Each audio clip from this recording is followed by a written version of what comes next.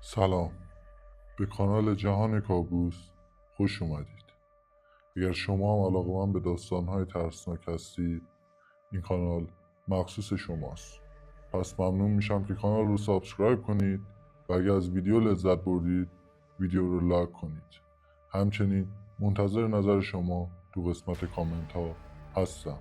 روستای ما تو حاشیه کوههای سر به فلک کشیده و در دامنه‌های سرد تابستان یکی از قدیمی ترین قبرستان های منطقه رو داشت که از گذشته های دور به عنوان مکانی برای ترس و وحشت شناخته می شد.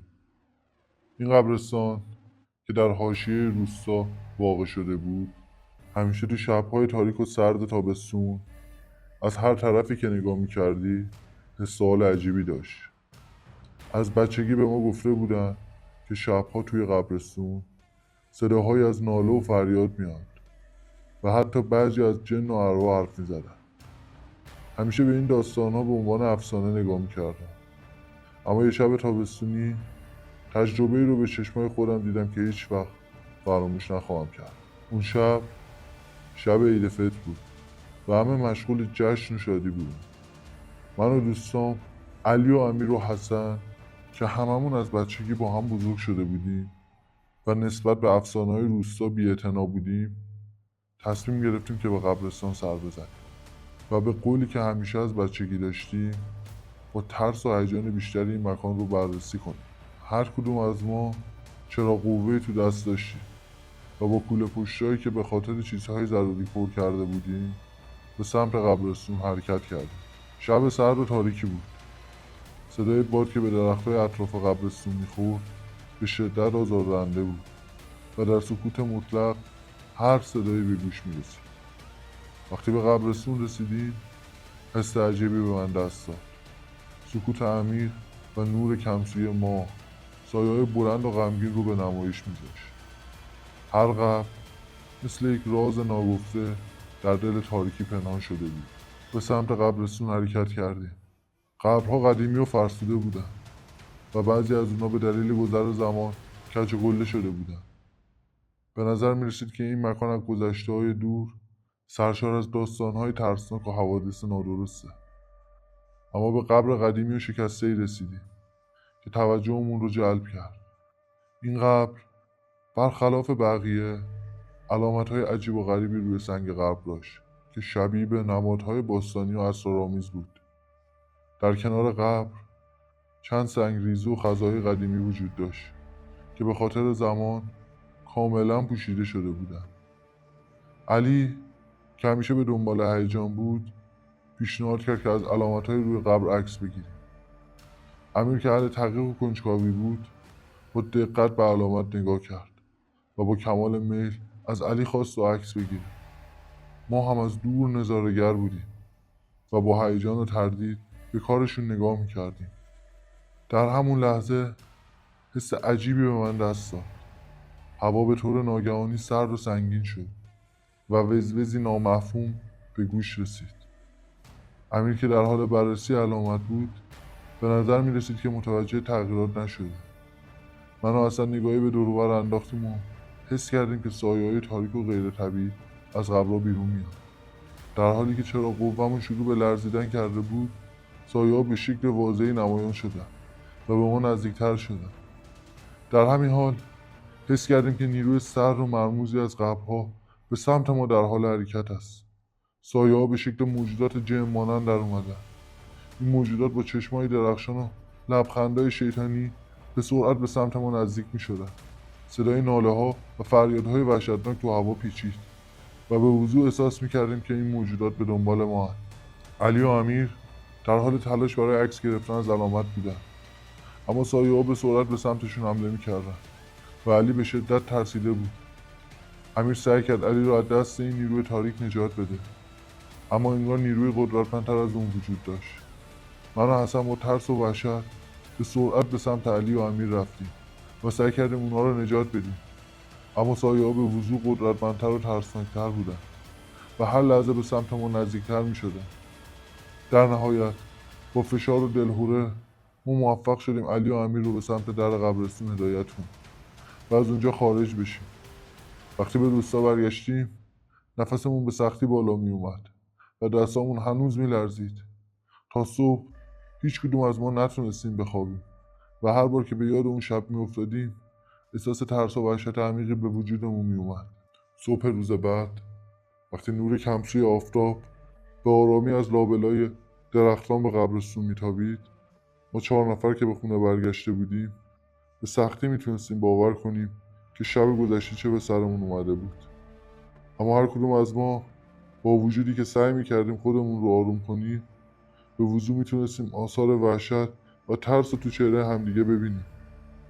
به مدت چند روز ما به دلیل ترس و دلشوره‌ای که تو اون شب تجربه کرده بودیم از ملاقات با قبرستون و حتی نزدیک شدن به اون خودداری کردیم.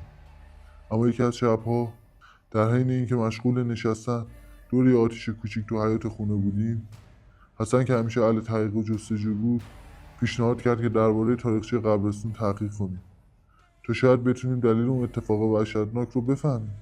حسن برای این کار به سراغ کتابخونه قدیمی روستا رفت و از بین اون کتاب‌های تاریخی و اسناد قدیمی شروع به جستجوی اطلاعات در مورد قبرستون و افسانه‌های مرتبط با اون کرد. چند روزی طول کشید تا حسن برگشت و با خودش اطلاعاتی در مورد قبرستون آورد که واقعا حیرت انگیز بود. طبق اسناد و نوشته‌هایی که حسن پیدا کرده بود، قبرستون قدیمی روستا به دوران قبل از اسلام برمیگشت و به طور خاص به دوران ساسانیان مربوط میشد. این قبرستون محل دفن افرادی بود که به دلیل جنایات بزرگ یا اعمال خلاف قانون به شدت نفرین شده بودند. در واقع طبق افسانه‌ها این قبرستون به عنوان یک مکان نفرین شده شناخته میشد که ارواح آرامش نداشتند و به طور دائم در حال جستجوی آرامش بودند. حسن همینطور در یکی از اسناد قدیمی متنی پیدا کرده بود که به توضیح درباره علامت‌های موجود بر روی قبرها پرداخته بود. این علامت‌ها به نوعی طلسم و نشانه‌های باستانی بودند که برای جلوگیری از ورود ارواح خبیث به دنیای زنده‌ها طراحی شده بودند. اما به نظر می‌رسید که با گذشت زمان این طلسم‌ها بی‌اثر شده بودند و حالا ارواح خبیثی که به نظر می‌رسید از اعماق قبرها برخاسته بودند به صورت فعال و خطرناک در حال گشت و گذار بودند. ما تصمیم گرفتیم که با توجه به این اطلاعات جدید شب دیگه‌ای رو به قبرستون بریم و ببینیم که آیا میتونیم راهی برای آرامش ارواح و پایان دادن به نفرین پیدا کنیم. اما این بار با احتیاط بیشتری و با نقشه دقیق‌تر آماده شدیم. لوازم جدیدی از جمله کتاب‌های باستانی و اشیاء مذهبی برای آرامش ارواح و همراه داشتیم. شب بعد دوباره به قبرستون برگشتیم. با وجودی که هوا سرد و تاریک بود، احساس می‌کردیم که آماده تر از قبل هستیم. چراغ قوه‌مون رو به دقت بررسی کردیم و با احتیاط به سمت قبرستون حرکت کردیم. این بار سعی کردیم به آرامی و با احترام به مکان نفرین شده نزدیک بشیم. به نزدیکی قبر قدیمی و شکسته‌ای رسیدیم که شب گذشته با اون مواجه شده بودیم. با استفاده از کتاب و طلسم‌های باستانی تلاش کردیم که به آرامش ارواح کمک کنیم.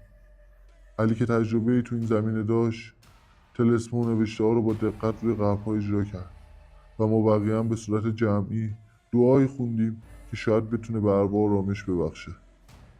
در حین این کار هوا به طور عجیبی سرد شد و سایه‌ها در اطراف ما شروع به حرکت کردن. احساس می‌کردیم که موجودات خبیثی دوباره به سمت ما میاد. اما این بار طلسم‌ها به نظر می‌رسید که تاثیرگذار شدن. سایه‌ها به تدریج کمرنگ شدن و صدای ناله و فریاد به تدریج کاهش یافت. به نظر می‌رسید که ارواح آرام‌تر شده و در حال بازگشت به آرامش هستند.